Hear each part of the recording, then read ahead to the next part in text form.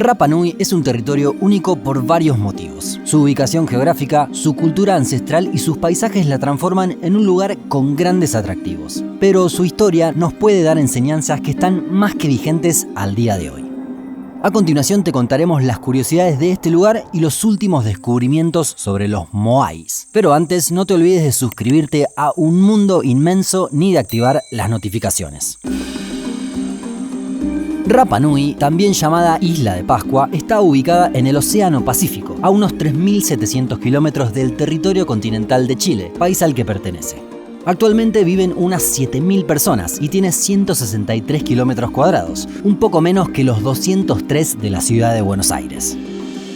Geográficamente es uno de los 3 vértices de la Polinesia, junto con Nueva Zelanda y Hawái. De esta forma es parte de Oceanía. Por eso es que Chile se considera como uno de los países que está en por lo menos 3 continentes. Es que además de tener casi todo su territorio en América, también realizó su reclamo territorial en la Antártida y cuenta con presencia allí. Algunos han considerado a la Isla de Pascua como el territorio más remoto del mundo, pero no es así. El lugar poblado más cercano es Isla Pitcairn, a 2.075 kilómetros, por lo que el récord pertenece a Tristán da Cunha, ubicada en el Atlántico. Igualmente es innegable que si llegamos a Rapa Nui estamos muy lejos de cualquier otro asentamiento humano. 5 horas de voo para chegar aqui saindo de Santiago, no Chile, um destino que reserva muitos mistérios, que guarda muitos segredos que até hoje não foram revelados, que só existem teorias. El primer contacto con los europeos fue en 1722. El navegante neerlandés Jacob Goggven descubrió la isla el 5 de abril de ese año, que coincidía con la celebración de la Pascua. De allí proviene, claro, el nombre con el que la conocemos. Sin embargo, desde julio de 2019 el nombre oficial es Rapa Nui. Así la llamaban los nativos y el gobierno chileno lo oficializó. Uno de los mayores atractivos son los famosos moais, que estuvieron rodeados de misterio durante años. ¿Cómo se construyeron y cómo es que están por toda la isla? Los moais son grandes esculturas realizadas sobre piedra volcánica. Tienen entre 3 y 9 metros y pesan más de 5 toneladas en promedio.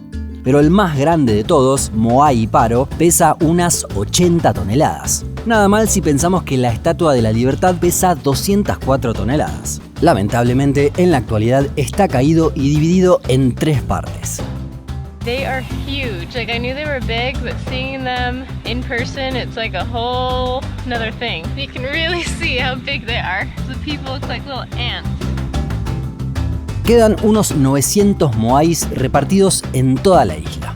Una de las mayores incógnitas para los investigadores fue saber cómo se los trasladó por todo el terreno. Es que eran tallados en Dranorarak, un cráter volcánico en donde está la materia prima. Pero hasta la otra punta de la isla hay más de 20 kilómetros de distancia. Entonces, ¿cómo movían estas pesadas y enormes estatuas con una tecnología rudimentaria si ni siquiera habían inventado la rueda? Una de las teorías que se había desarrollado indicaba que lo hacían gracias a troncos de árboles. Apoyaban los moais sobre una base y debajo tenían varios troncos, lo que les permitía rodar.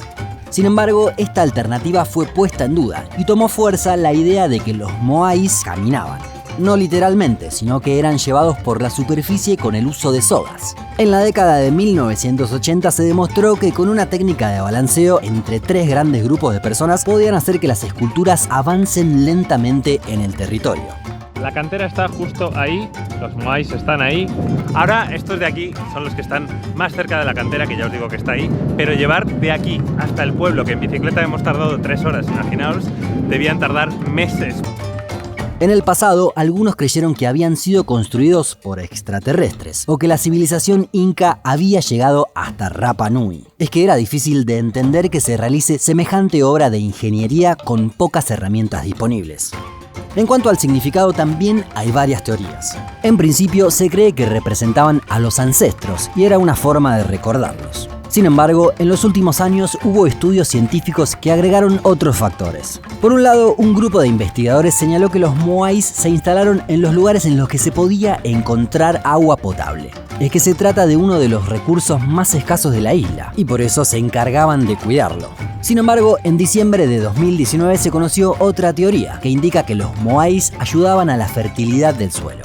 En primer lugar, hay que aclarar que aunque solo veamos las cabezas, varios de los moais tienen sus cuerpos enterrados debajo de la superficie. Este descubrimiento muestra que los suelos de la cantera son ricos para la producción agrícola, a diferencia del resto de la isla. Allí existían fertilizantes naturales, nutrientes y un sistema de agua suficiente. De esta manera, los moais se erigían como los garantes de la fertilidad. Igualmente, más allá de estas cuestiones, lo cierto es que la historia Rapa Nui nos deja algunas enseñanzas para el mundo de hoy. Se cree que los primeros pobladores llegaron alrededor del siglo VII. Según la tradición, lo hicieron desde la mítica isla Giva. Para los investigadores, sería alguna de las Islas Marquesas, que están a unos 3.400 kilómetros. Los colonos llegaron en canoas, aprovechando los vientos y las corrientes. Esto también fue una gran hazaña, teniendo en cuenta las herramientas que tenían. Se calcula que fueron alrededor de 300 los pobladores originarios. A partir de allí comenzó a crecer la población y la cultura. En algún momento, sin embargo, comenzaron los problemas. Hubo sobrepoblación, se llegó a superar los 10.000 habitantes y empezaron a escasear los recursos. Hubo una enorme deforestación de los árboles, por lo que tampoco podían construir canoas para salir a pescar. Esto generó conflictos internos y una cruenta guerra entre facciones, que hasta puede haber conducido al canibalismo. Después de esta etapa oscura, la civilización pascuense habría empezado a recuperarse. Sin embargo, el contacto con los europeos trajo nuevas enfermedades y la población empezó a diezmarse. Además, los pobladores comenzaron a ser vendidos como esclavos. En 1877 estuvieron a punto de desaparecer, ya que quedaban solo 111. 11 años después, en 1888, se produjo la anexión a Chile, tras la firma de un tratado, lo que acabó con el tráfico de esclavos. Pero recién en la segunda mitad del siglo XX los locales pudieron tener más derechos y circular por toda la isla. Y la construcción del aeropuerto les permitió conectarse con el resto del mundo. Pero, ¿por qué decimos que su historia nos puede servir hoy? El escritor Jared Diamond, ganador del Pulitzer, publicó un libro titulado Colapso, ¿por qué unas sociedades perduran y otras desaparecen? Allí analiza distintas sociedades del pasado y trata de explicar cuáles son las causas que las llevaron a la decadencia. Los Rapa Nui son uno de los mejores ejemplos de este colapso. Pasaron de tener una cultura próspera y con grandes logros a crisis y guerra civil. Según Diamond, se debe al daño ambiental que sufrió la isla, particularmente la deforestación. En el mundo que nos toca vivir es más que válida la pregunta: ¿cómo estamos explotando los recursos de la naturaleza? ¿Es sostenible que sigamos viviendo de esta manera? Esperamos tu comentario más abajo.